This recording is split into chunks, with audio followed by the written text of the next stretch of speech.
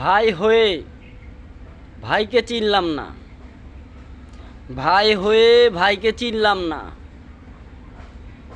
দেখলাম খালি নিজের বুঝ,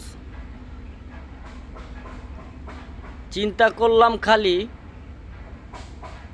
ভাইয়ের অর্থ আর সম্পদ, এগুলি নিয়েই আমি কবরে যাব। সেখানে যে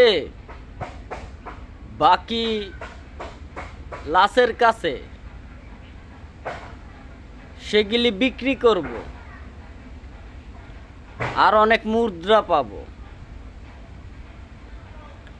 আল্লাহ তাআলা যখন জিজ্ঞাসা করবে দুনিয়াতে কি করছো,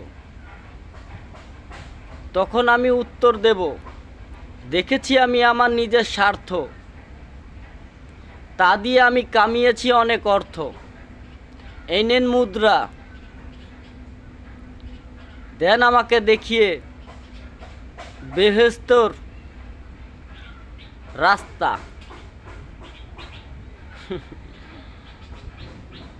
এত সোজা না।